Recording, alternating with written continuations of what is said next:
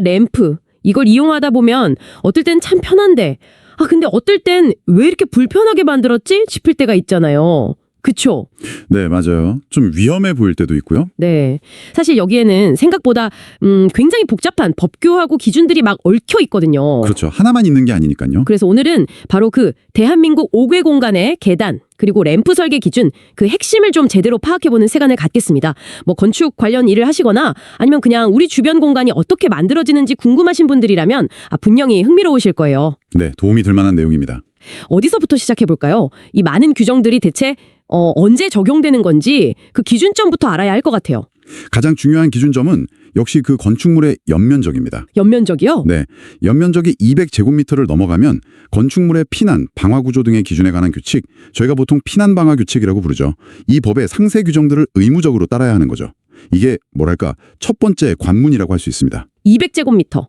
이 숫자가 중요하군요. 그럼 그 기준을 넘지 않는 좀 작은 건물들은 그럼 아무렇게나 만들어도 괜찮다는 건가요? 법적으로는 자유로운 건지? 아니면 그래도 좀 지켜야 할 기본적인 약속 같은 게 있는 건지 궁금하네요. 법적인 강제 의무는 말씀하신 대로 200제곱미터 초과 시에 발생합니다.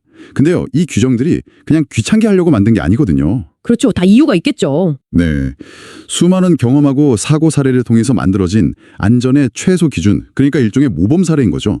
그래서 면적에 상관없이 사실 전문가라면 안전을 위해서 당연히 준수하는 게 바람직합니다. 그렇군요. 하지만 200제곱미터를 넘는 순간부터는 이 기준들이 선택이 아니라 필수가 되는 겁니다. 뭐 타협의 여지가 없다고 봐야죠. 알겠습니다. 200제곱미터. 그런데 실제 설계를 하다 보면 건축법이나 피난 방화 규칙만 있는 게 아니잖아요? 그렇죠. 뭐 장애인 편의를 위한 법도 있고 주택 관련 기준, 심지어 주차장법까지 여러 법들이 막 겹치는 경우가 많을 것 같아요. 이럴 때는 도대체 어떤 걸 따라야 혼란이 없을까요? 바로 그 지점이 아주 핵심입니다. 여러 법규가 동시에 적용될 가능성이 있을 때는요, 가장 엄격한 기준 우선의 원칙을 따라야 합니다. 이게 그냥 절대적인 원칙이에요. 가장 엄격한 기준 우선. 네, 예를 하나 들어볼게요. 피난방화 규칙에서는 보통 경사로 램프의 길기를 최대 1.8까지 허용합니다. 뭐 수평으로 8m 갈 때 수직으로 1m 올라가는 정도죠. 근데 만약 이 램프가 건물의 주 출입구에 있거나 아니면 휠체어 사용자를 포함해서 누구나 이용할 수 있는 그런 공공통로라면 어떨까요? 그럴 때는 당연히 장애인 등의 이동 편의를 고려해야 하니까 기준이 더 까다로워져야겠네요. 정확합니다. 바로 그런 경우에는 장애인 등 편의법, 줄여서 장애인 등 편의법이라고 했는데 이게 우선 적용이 되어서 램프 기울기는 1.12 이하라는 훨씬 더 엄격한 기준을 따라야만 합니다. 1.12면 1.8보다 훨씬 완만한 거네요. 그렇죠. 1m 갈 때 약 8.3cm 정도 높아지는 거니까요. 실제로 이용자에게는 이게 엄청난 차이를 만들거든요. 이처럼 특정 목적, 예를 들어 장애인 접근성 같은 걸 가진 법규는 일반 규정보다 우선 적용될 수 있고요. 여러 기준이 충돌할 때는 무조건 가장 안전하고 엄격한 쪽을 선택해야 합니다. 이걸 놓치면 뭐 법규 위반은 당연하고 실제로 이용하기 아주 불편하거나 위험한 공간을 만들게 되는 거죠. 가장 엄격한 기준을 따른다. 네, 이 원칙만 잘 기억해도 큰 실수는 피할 수 있겠군요. 좋습니다. 그럼 이제 좀 더 구체적으로 계단 설계로 들어가 보죠. 왜 장소마다 보면 계단의 높이나 너비가 제각각일까요? 이게 단순히 뭐 보기 좋으라고 그런 것만은 아닐 텐데요. 당연히 사용자 중심 설계가 기본 원칙이기 때문입니다. 누가 주로 사용하느냐에 따라서 최적의 치수가 달라지는 거죠. 예를 들어서 어린아이들 보폭은 성인하고는 확 다르잖아요. 네, 그렇죠. 그래서 초등학교 계단은 단 높이, 그러니까 한 계단의 높이를 16cm 이하로 좀 낮추고요. 발을 딛는 부분인 단 너비는 26cm 이상으로 비교적 넓게 하는 편입니다. 반면에 중고등학교는 조금 더 성인 기준에 가깝게 단 높이 18cm 이하, 단 너비는 똑같이 26cm 이상으로 하고요. 또 주택단지 안에 있는 5개 계단은 기준이 또 약간 달라서 단 높이 20cm 이하, 단 너비 24cm 이상입니다. 듣고 보니까 정말 조금씩 다 차이가 있네요. 그럼 혹시 뭐랄까 이 정도면 정말 걷기 편하다 할 만한 이상적인 기준 같은 것도 있을까요? 아니, 있습니다. 흔히 단 높이가 15cm 이하이면서 단 너비가 30cm 이상인 계단, 이런 계단을 가장 인체공학적으로 편안하고 또 안전한 계단으로 봅니다. 15에 30. 네, 이렇게 설계하면 좋은 점이 하나 더 있는데요. 계단이 아주 넓지 않다면 중간에 난간을 설치해야 하는 의무가 면제될 수도 있습니다. 그렇군요. 편하기도 하고 규정상 이점도 있고. 그럼 계단의 폭, 그러니까 사람들이 실제로 오르내리는 그 유효 너비도 중요하잖아요. 이건 어떻게 결정되나요? 이것도 그냥 넓으면 좋은 건 아닐 테고 뭐 용도에 따라 기준이 다르겠죠. 맞습니다. 계단의 기능이 무엇이냐에 따라 요구되는 너비가 달라집니다.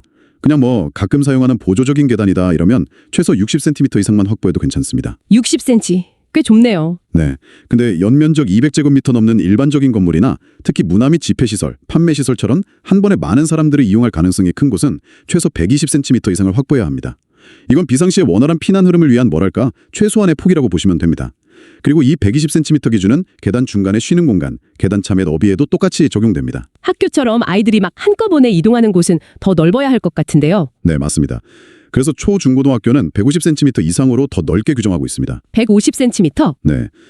또 건물의 주요 피난 경로인 직통계단 중 일부, 특히 많은 사람이 이용하는 비주거용 건물의 지상으로 직접 연결되는 직통계단 역시 피난 효율을 높이기 위해서 150cm 이상을 요구하는 경우가 많습니다. 그리고 참고로 장애인 등 편의법에서 휠체어 사용자 등이 접근 가능한 계단의 유효폭도 1.2m, 즉 120cm 이상을 요구하는데 이건 일반 건물의 표준 너비하고 같죠? 그렇군요. 계단을 오르내릴 때 또 머리가 부딪히지 않도록 충분한 높이를 확보하는 거. 이것도 기본 중에 기본일 텐데요. 아주 중요한 부분입니다. 이 계단의 유효 높이는 모든 종류의 계단에 공통적으로 적용되는 절대 기준인데요.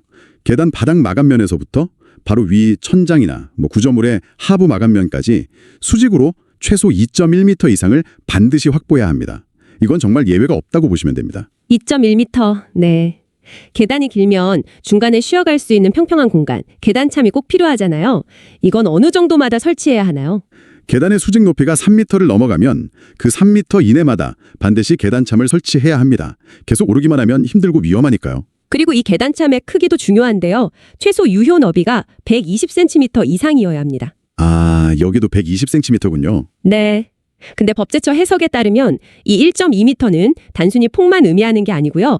가로, 그리고 세로 방향 모두에서 1.2m 이상의 공간을 확보해서 방향을 바꾸거나 잠시 쉬기에 충분한 면적을 제공하라는 의미입니다. 이야기를 쭉 들어보니까 계단 설계라는 게 그냥 단순히 법규에 나온 숫자 몇 개 딱딱 맞추는 그런 작업이 아니네요.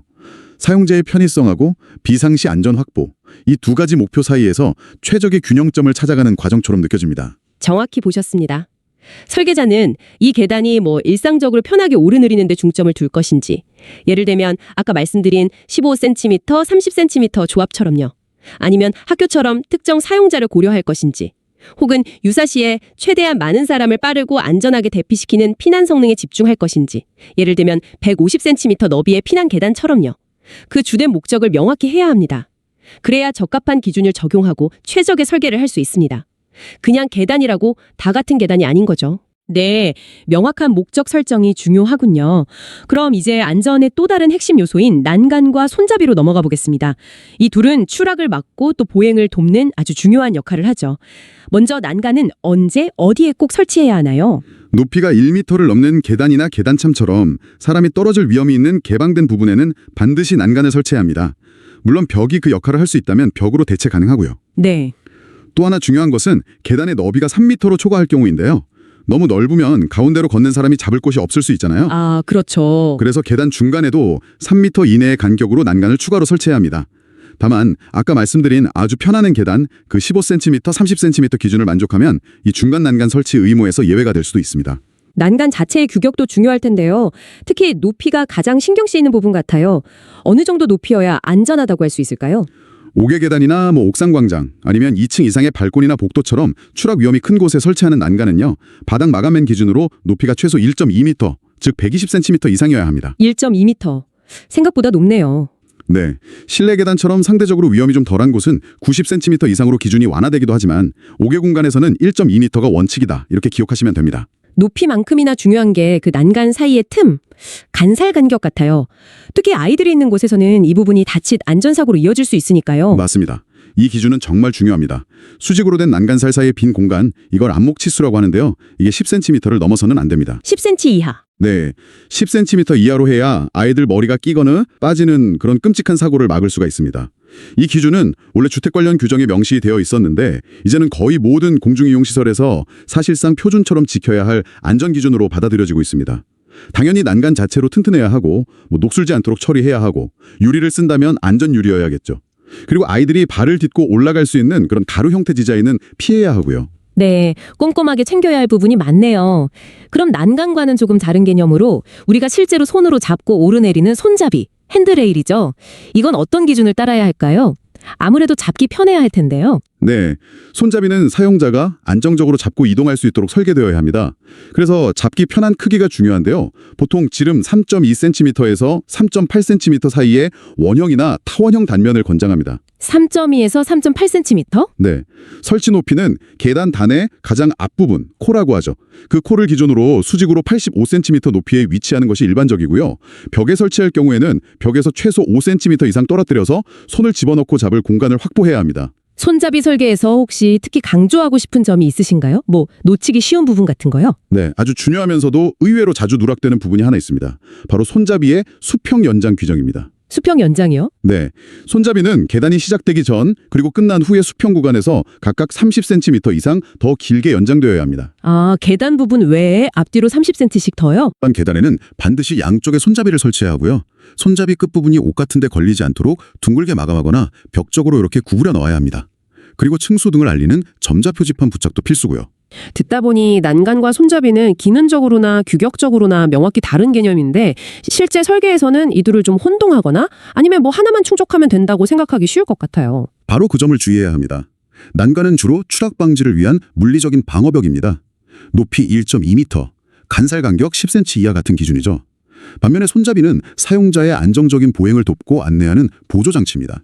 잡기 편한 직경, 85cm 높이, 수평 연장 같은 인체공학적 기준이 중요하죠. 예를 들어 주실 수 있나요? 네, 예를 들어서 아주 멋지게 통유리로 1.2m 높이의 난간을 설치했다고 가정해보죠. 추락 방지 기능은 하겠지만 만약 사용자가 잡을 수 있는 적절한 높이, 즉 85cm 근처에 잡을 만한 손잡이가 없다면 어떨까요? 아, 난간은 너무 높아서 잡기가 불편하겠네요. 그렇죠. 그러면 이건 손잡이 관련 규정 위반이 될 수 있습니다. 따라서 난간과 별도로 손잡이를 추가 설치하거나 아니면 난간의 맨 윗부분, 상부 난간대라고 하죠. 그 부분을 손잡이 규격에 맞게 디자인해서 두 가지 기능을 동시에 만족시키도록 해야 합니다. 이 둘은 별개의 요구 조건이라는 점을 꼭 명심해야 합니다. 램프, 즉 경사로 설계로 가보겠습니다. 유모차나 휠체어 이용자에게는 정말 필수적인 시설인데요. 램프 설계에서 가장 먼저 고려해야 할 점은 뭘까요? 램프 설계의 첫 단추는요. 그 램프의 존재 이유, 다시 말해 기능을 명확히 정의하는 것입니다. 이게 왜 그렇게 중요하냐면 이 램프가 그냥 단순히 계단을 대신하는 일반 보행자용인지 아니면 장애인 같은 이동약자의 접근성을 보장하기 위한 필수 경로인지 혹은 아예 차량 통행을 위한 것인지 여기에 따라서 적용되는 법규하고 요구되는 기준이 정말 하늘과 땅 차이이기 때문입니다. 기능 정의가 핵심이군요. 그럼 기능별로 좀 나눠서 살펴보죠. 첫 번째, 계단을 대체하는 일반 보행자용 램프. 이건 어떤 기준인가요? 이 경우는 이제 피난 방화 규칙을 따르게 되고요. 주 목적은 계단을 이용하기 어려운 경우, 예를 들면 유모차나 짐 수레 같은 걸 위한 대안입니다.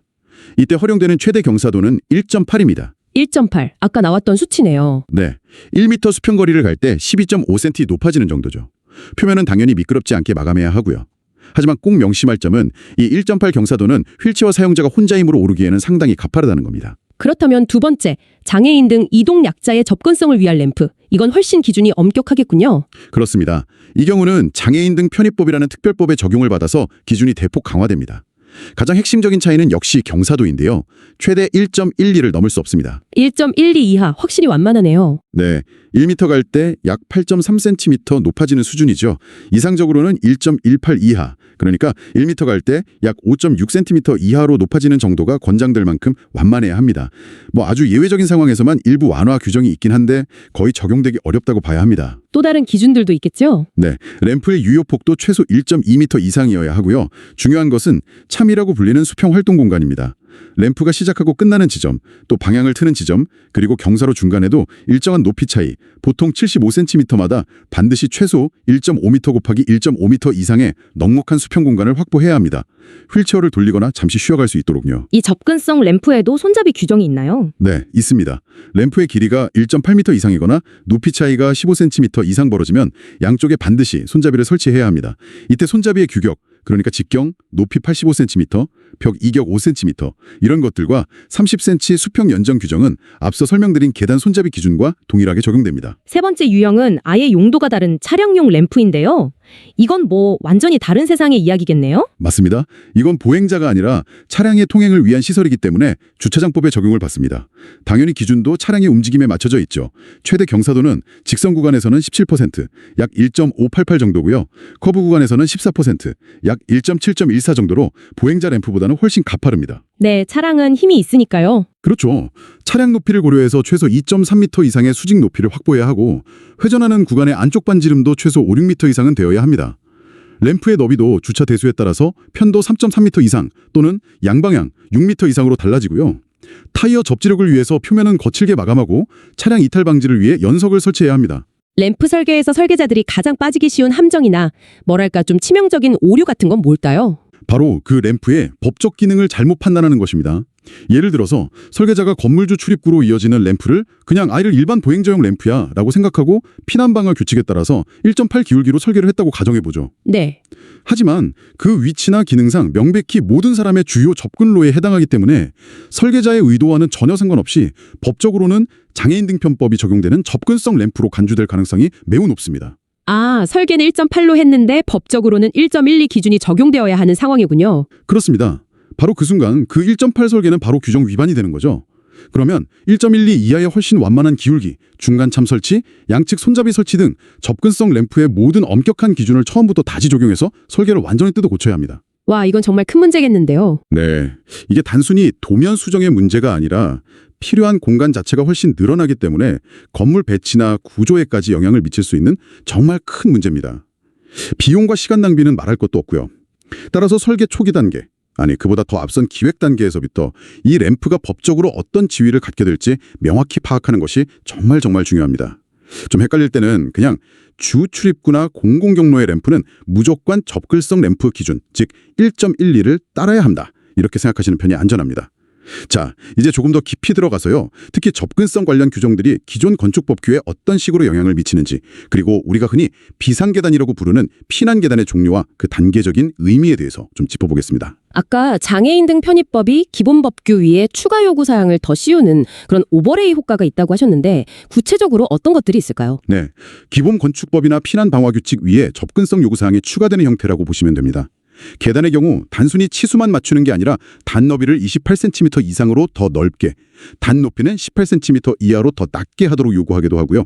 발이 미끄러지지 않도록 계단코에 미끄럼 방지 처리를 하고 양쪽에 손잡이를 설치하고 층수 등을 알리는 점자 표지판까지 부착하도록 요구합니다. 아, 계단 하나에도 추가되는 게 많네요. 그렇죠.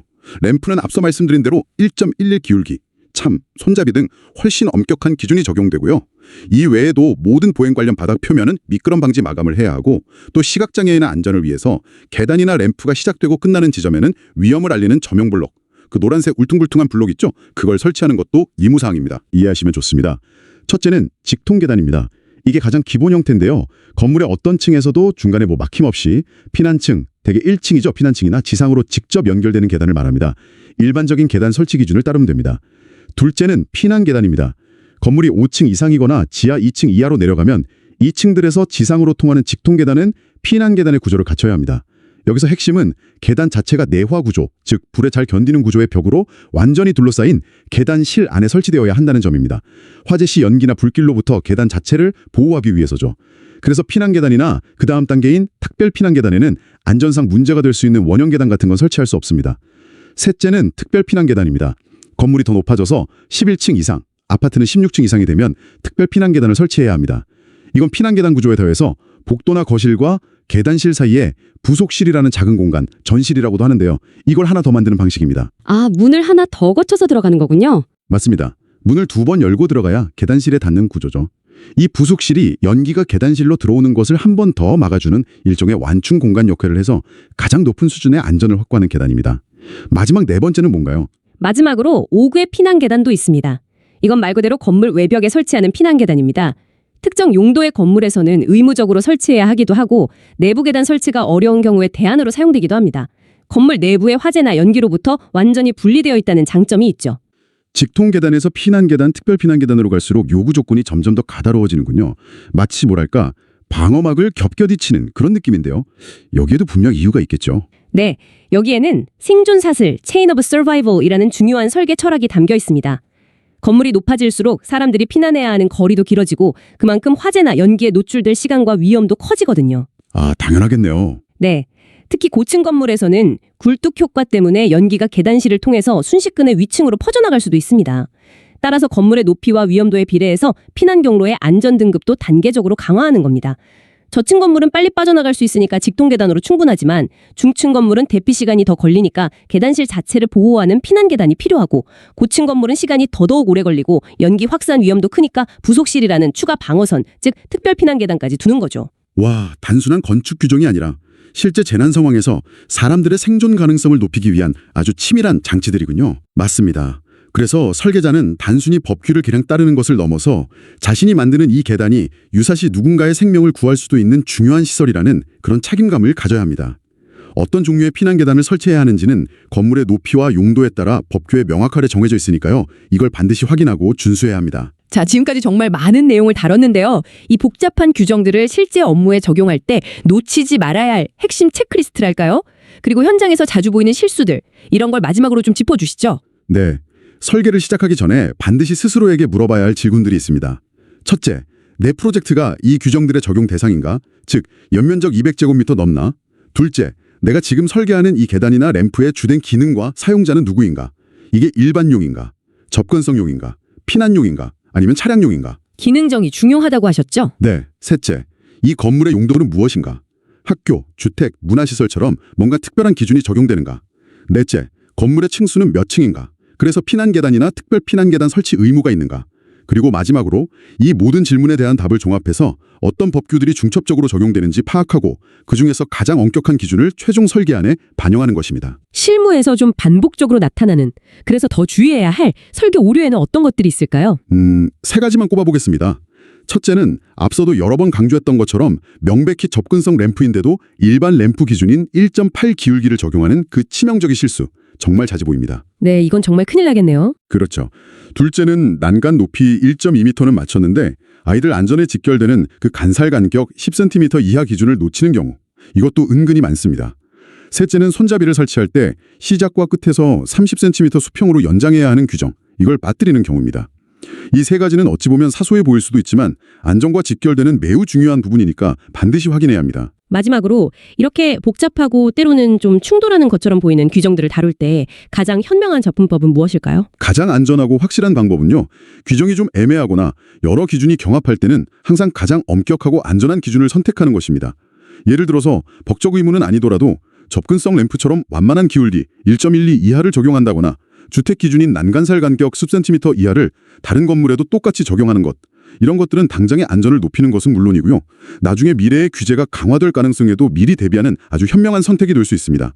결국 안전과 접근성에 있어서는 조금 보수적으로 접근하는 것이 장기적으로는 이득인 경우가 많습니다.